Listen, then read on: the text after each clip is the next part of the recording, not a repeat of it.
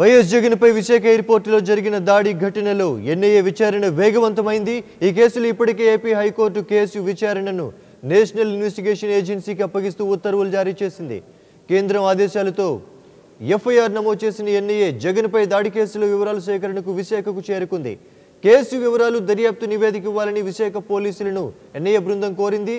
అయితే ఇక ఏపీ ప్రభుత్వం అనుమతి లేకుండా వివరాలను ఇవ్వటం కుదరదని విశాఖ పోలీసులు తేల్చి చెప్పారు.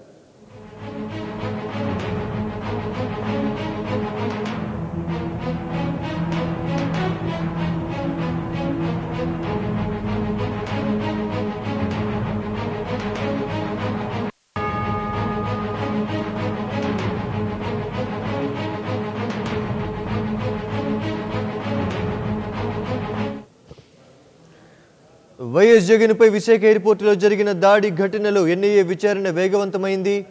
ఈ కేసులో ఇప్పటికే ఏపీ హైకోర్టు కేసు విచారణను నేషనల్ ఇన్వెస్టిగేషన్ ఏజెన్సీకి అప్పగిస్తూ ఉత్తర్వులు జారీ చేసింది.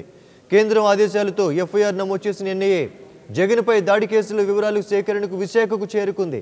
కేసు వివరాలు దర్యాప్తు నివేదిక ఇవ్వాలని విశాఖ పోలీసులను ఎన్ఐఏ బృందం కోరింది.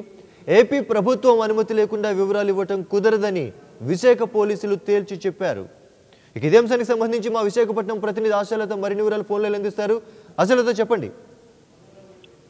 రాజశేఖర్ విశాఖపట్నం విమానాశ్రయంలో గత ఏడాది అక్టోబర్ 25న విపక్ష నేత వైఎస్ జగన్ పై జరిగిన హత్యాయత్నానికి సంబంధించిన దర్యాప్తును ఎన్ఐఏకి నేషనల్ ఇన్వెస్టిగేషన్ అథారిటీకి అప్పచెప్తూ హైకోర్టు తీర్పు ఇచ్చిన నేపథ్యంలో ప్రస్తుతం ఎన్ఐఏ బృందం విశాఖ చేరుకున్నట్టుగా తెలుస్తుంది. అయితే వీరు ఇంతవరకు కూడా మీడియా కంట పడకుండా వాళ్ళు దర్యాప్తు కొనసాగిస్తున్నారు. విజయవాడ కేంద్రంగా జరుగుతున్న ఈ దర్యాప్తుకు సంబంధించి కొంతమంది సభ్యుల బృందం ఇప్పటికే విశాఖ చేరుకున్నట్టుగా తెలుస్తోంది. అయితే ప్రస్తుతం Visakha airport zone police station పరిధిలో ఉన్న ఈ కేసుకు సంబంధించి దీన్ని ఎన్ఐఏకి అప్పగించడానికి ఇక్కడ పోలీసులను కోరినట్టుగా తెలుస్తోంది. అయితే రాష్ట్ర ప్రభుత్వం నుంచి ఎటువంటి ఉత్తర్వులు రాని నేపథ్యంలో ఇప్పటికిప్పుడు కేసును అప్పచెప్పడం కుదరదు, దర్యాప్తును అప్పచెప్పడం కుదరదు అంటూ కూడా స్థానిక పోలీసు వర్గాలు తెలియజేసినట్టుగా తెలుస్తోంది. అయితే మరోవైపు 1-2 రోజుల్లో దీనికి సంబంధించి ఖచ్చితంగా రాష్ట్ర ప్రభుత్వం నుంచి ఉత్తర్వులు అయితే వస్తాయనే పోలీసులు చెప్తున్నారు. ఆ తదనంతరం ఎన్ఐఏకి అప్పగించడానికి పూర్తి ఏర్పాట్లు కూడా చేసేందుకు వీరు సిద్ధంగా ఉన్నారు. అయితే మరోవైపు చూసుకుంటే ముఖ్యంగా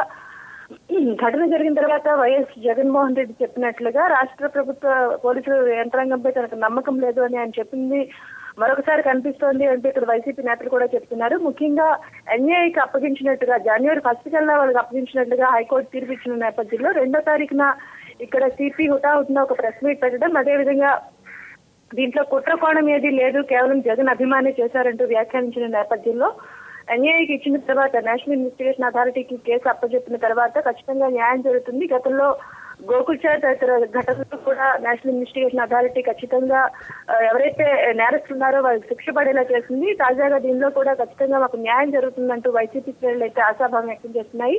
మరోవైపు చూసుకుంటే శ్రీనివాస్ కు సంబంధించిన రిమాండ్ కూడా మరి కొద్ది కాలం పొడిగించారు. దీంతో పాటు శ్రీనివాస్ ఎక్కడైతే కారాగారంలో ఉన్నప్పుడు తను ఒక బుక్ రాసినట్టుగా తెలుస్తుంది. దీనికి సంబంధించి తన న్యాయవాది హలీల్ దీనికి సంబంధించిన పిటిషన్ కూడా దాఖలు చేశారు. ఆ బుక్ ని బయటికి పెట్టాల్సిందిగా తనకు అనుమతినివ్వాల్సిందిగా కూడా కోరుతున్న నేపథ్యంలో జగన్ కేసు అయితే ఒక కీలక మలుపు తీసుకునే అవకాశాలు ఎక్కువగా కనిపిస్తున్నాయి. రాజశేఖర్, సమాచారం అందించినందుకు. For more updates, please subscribe 99 TV Telugu.